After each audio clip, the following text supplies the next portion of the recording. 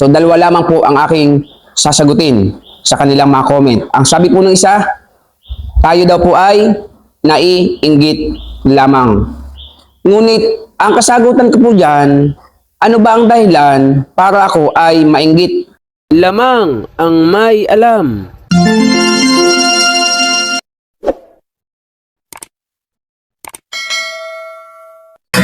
Mayroon ngayong bagong pauso.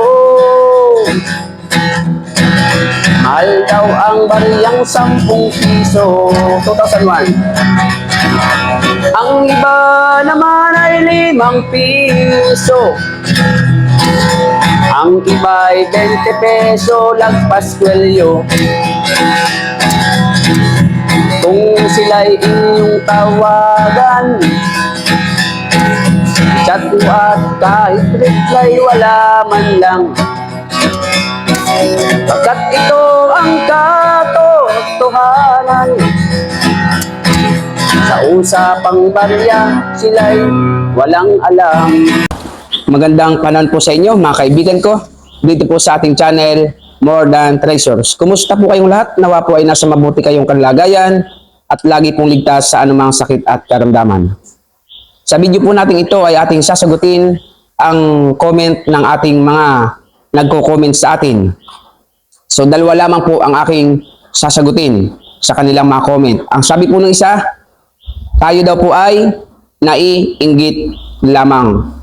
Ngunit ang kasagutan ko po dyan, ano ba ang dahilan para ako ay mainggit kay Alan Bartolome at kay William Villanueva? Alam niyo po ba ang salitang inggit? Kapag ang isang tao ay may inggit sa kanyang puso, ang ugali po niyan, pilit niyang hinihigitan ang kanyang kapwa. Hindi man niya mahigitan, pilit po niyang pinapantayan. Pilit niyang ipinapantay ang kanyang sarili sa isang tao. Pilit niyang inihihigit ang kanyang sarili sa isang tao. Kahit na po hindi niya kaya.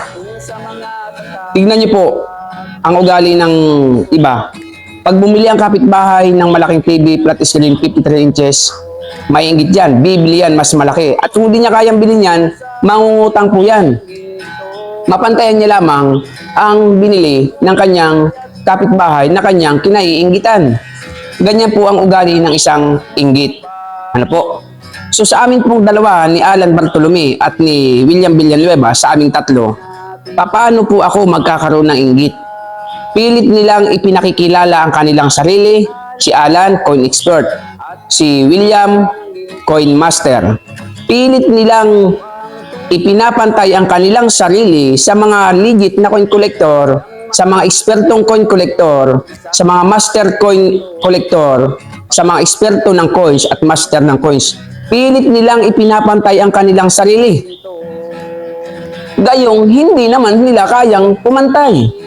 Wala naman pala silang kaalam-alam sa coins. Paano po tayo maiinggit sa mga taong wala naman talagang kaalam-alam?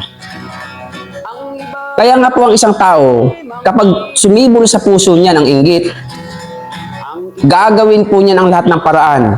Magkamal lang yun ng salapi kahit na po siya ay dumaan sa maraming panluloko. Kaya nga po maraming kaso ngayon, istapa, mga panluloko, mga scammer. At kahit dahil sa sila ay magaling mga scam, marami pong taong naniniwala na kaya nilang paniwalain. At magkamal lang sila ng salapi, ginagawa nilang lahat kahit po sila ay manloko pa ng kanilang kapwa. Ngayon, paano po ako magkakaroon ng inggit sa isang taong nagpapakilalang legit na buyer, legit na coin collector, coin master, coin expert, gayong sila naman pala ay wala namang kaalam-alam pagdating sa usapang pera. Pagdating sa usapang bariyang sinauna, perang sinauna, wala po silang kaalam-alam, paano ako magiging inggit? Kung sila'y magagaling at sila'y eksperto talaga sa coins, baka mainggit pa ako. Pero ako, kapag ako po ay nainggit, hindi ko po tinutuligsa ang isang taong nasa tamang posisyon. Kaya nga po sila tinuligsa ko dahil po nakakasira sila ng image ng mga pera na talagang may halaga at naaapektuhan yung mga legit na kolektor. Hindi sila napoporwisyo ng tao, pero yung mga tunay na namimili, napoporwisyo. Tignan niyo po yung Facebook page ko, ang dami na nag-aalok dyan, mga Lagpas Cuello, 1971, 1972. Paano po ako maiinggit sa kanila? Hindi naman sila coin master na tunay, hindi naman sila coin expert na tunay, wala naman silang kaalam-alam pagdating sa usapang pera. Ako maiinggit sa taong walang kaalam-alam o sa salitang madali ay sa taong mangmang. Hindi po ako pwedeng mainggit sa taong mangmang at kahit anong paraan, kaya ko pong tapatan yan sila pagdating po sa usapang pera na may halaga. Kaya hindi po tayo pwedeng mainggit sa taong wala namang kaalam-alam. Pangalawa, tayo daw ay naninira lamang. Paano po tayong maninira lamang? Ang salitang paninira, kapag gumawa ka po ng kwento sa isang tao at ito'y wala namang katotohanan, ang tawag po dyan ay paninira.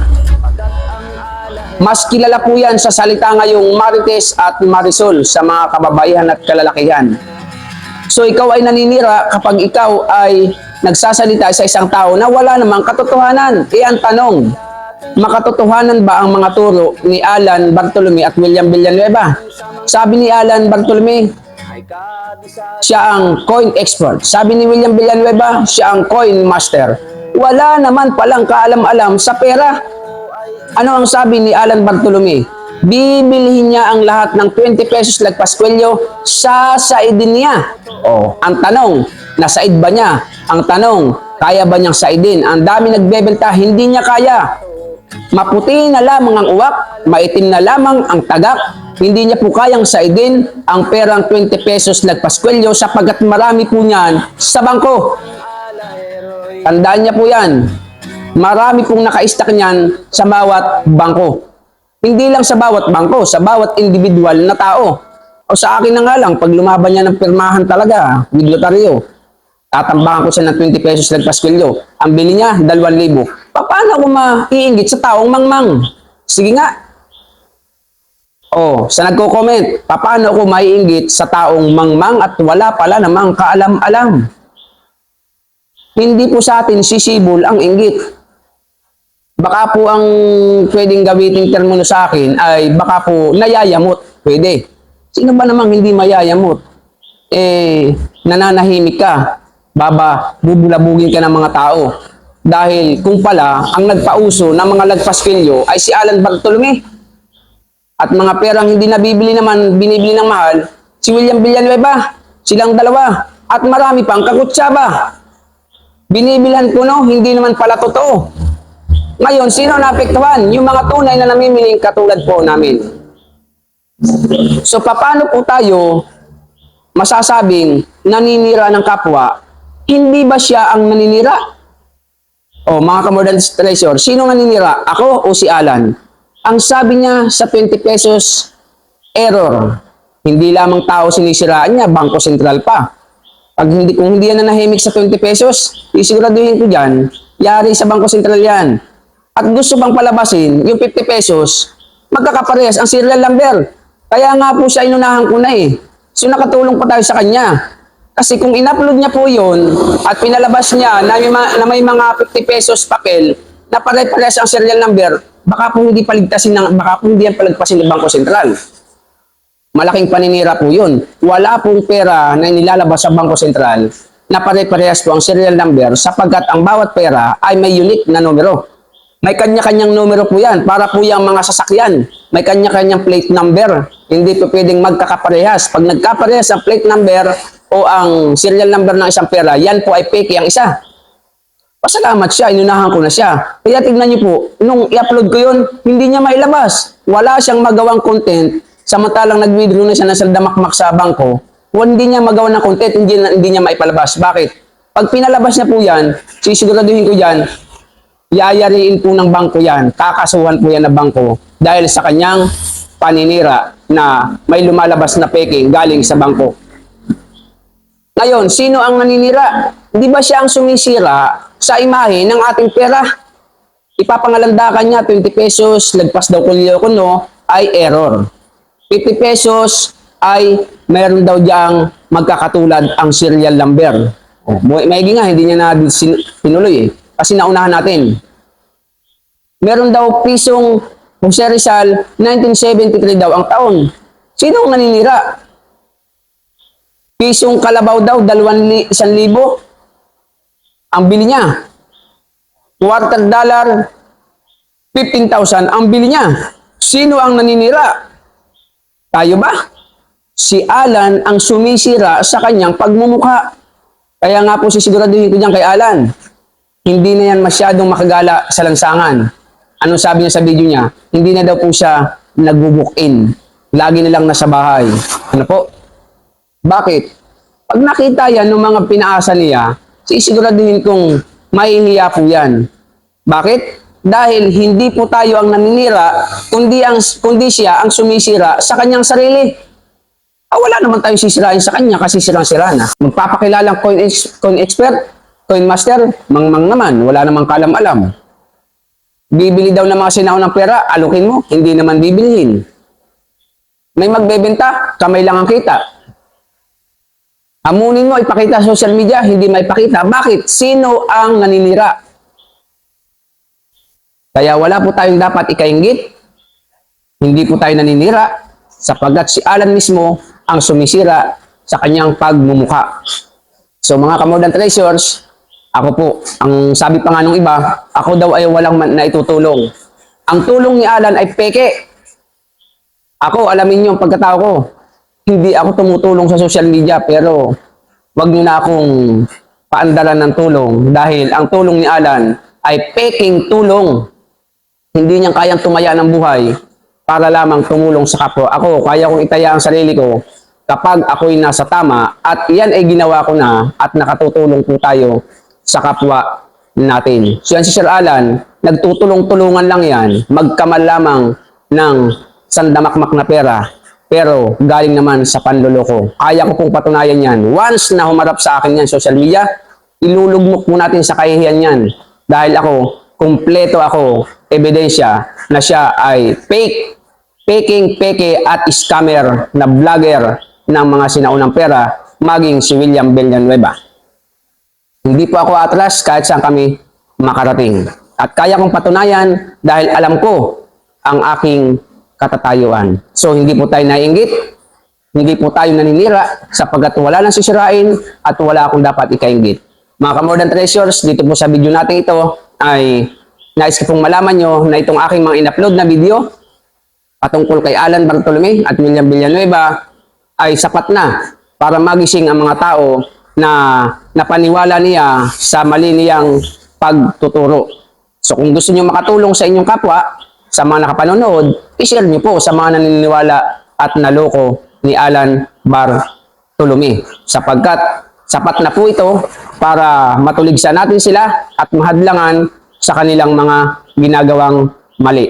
Kung hindi man natin sila mapahinto, at least nagigising ang ibang tao at nalalaman na sila pala ay ginagamit lamang na kasangkapan ni Alan Bartolome. Ika nga, huwag kang maghahagis ng perlas sa baboy. Huwag kang maghagis ng bagay na banal sa aso. Kapag ikaw ay nanood sa video ni William Villanueva at Alan Bartolome, ang sabi nga ng isa kong comment, hindi ko na pinakita, ang sabi sa akin, ano daw ang gagawin nila kung nalaman nila na sila pala ay niloloko lamang at pinaasa ni Alan at ni William. Simple lang. Pag nakita mo yung pagmumukha ng dalawang yan sa Facebook, huwag mo na i-click. Dahil pag kinlik mo yan, automatic, kikita sila sa video nyo. Eh yung iba sinishare pa. Alam niyo na siya nagsishare? Magtanim ka na lang po ng kamote kaysa mag-share ka. Nag-aabala ka lang dyan. Dahil ang taong tumutulong, hindi po yan magpapahirap sa tao. Mamamagan lang kamay mo, luwa na lang mata mo kapupuyat dahil kasi share. Ang kapalit, bibili nyo coins mo. Ang tanong, binili nga ba? Huwag niyo na pong gawin yan.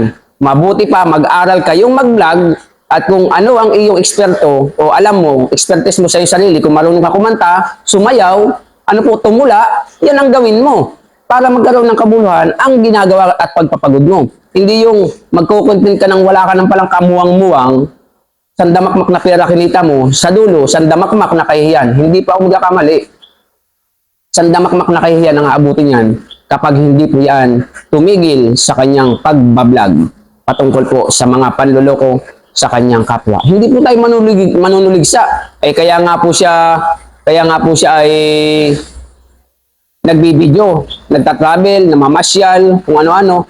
Masaya tayo doon. Hindi tayo pwede makialam doon kasi totoo naman ang kanyang ginagawa. Huwag lamang sa manloloko ka ng kapwa, bibilin mo, hindi pala, talagang tutuligsain po natin sila.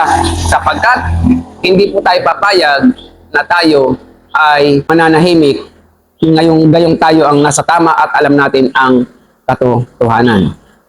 So, mga Kamordan Treasures, ito na muna ang huli kong upload kay Sir Alan at kay William Villanueva. Tulungan natin ang ating mga kapwa na patuloy sa kanyang naniniwala sa mali niyang turo. I-share natin. At ako po ay balik ulit tayo sa mga tutorials na ating mga content. Pero kung kinakailangan gumawa ulit tayo ng content sa kanila, gagawa po tayo. Pero tuloy-tuloy po ang ating pagko-content about sa tutorials. Kaya kung magtuturo tayo, kailangan kabisado natin ang ating ituturo upang sa gayon, wala sa yung tutuligsa. At kung sino mang tutuligsa sa akin sa mga tutorial ko, patunayan lang nila na ako'y mali, buburahin ko. Pero sisiguraduhin ko sa kanila, kapag hindi nila napatunayan, sasagutin ko sila sa aking mga video. So sa mga bagong dating, kung nagustuhan, pakisubscribe niyo po ang ating channel. Pakihit niyo po ang notification bell. Lagay niyo po ay all upang lagi po kayong update sa ating mga bagong videos. At kung may katanungan, comment po kayo. Meron po tayong FB page sa mabilis na usapan. At kung nagustuhan, paki-like and share. Sa mga may request sa mga content about sa ating mga tutorials, request lamang po kayo. See you on our next video. God bless po. Lamang ang may alam.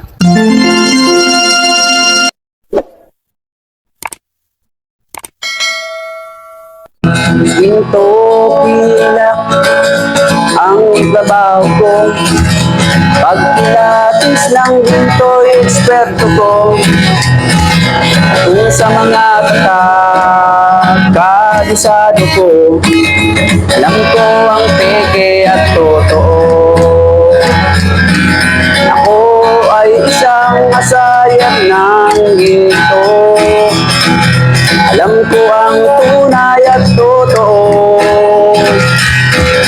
Kung usapan ay alas lang, yan ay kaya nating patunayan. Ako ay alahero at asayer ng ginto. Alam ko ang tunay at totoo. Walang maitatago kung usapan ay ginto. Pagkat ang alahero'y eksperto sa ginto. Mayroon ngayong bagong pauso. Mahal daw ang bariyang 10 piso. 2001. Ang iba naman ay 5 piso. Ang iba ay 20 peso, lagpas kwelyo. Kung sila'y inyong tawagan, chat ko at kahit reply wala man lang. Pagkat ito ang katotohanan. Sa usapang barya, sila'y walang alam. Ginto pilak ang trabaho ko. Pag pilates ng ginto'y eksperto ko. At kung sa mga tata ay kabisado ko, alam ko ang peke at totoo. Ako ay isang asayer ng ginto. Alam ko ang tunay at totoo. Walang maitatago kung usapan ay ginto. Pagkat ang alahero'y Eksperto sa ginto. May mga taong akala mo ay may alam. Sa pagkilatis ng ginto ay nakikialam. Ngunit ang kanilang ginagawang paraan ay napakalayo na sa katotohanan. Ginto pilak ang trabaho ko. Pagkilatis ng ginto'y eksperto ko.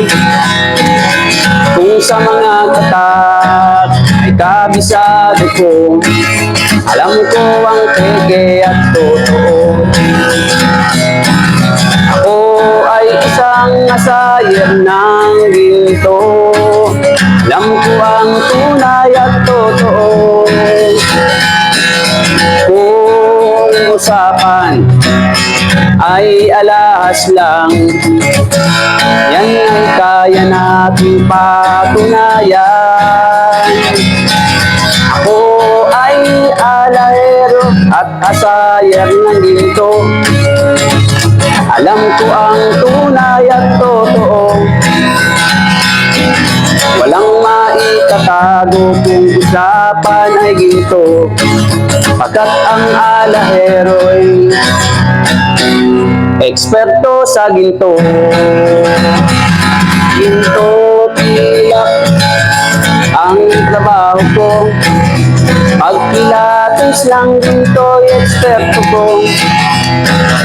Kung sa mga tatak ay kabisado ko, alam ko ang peke at totoo.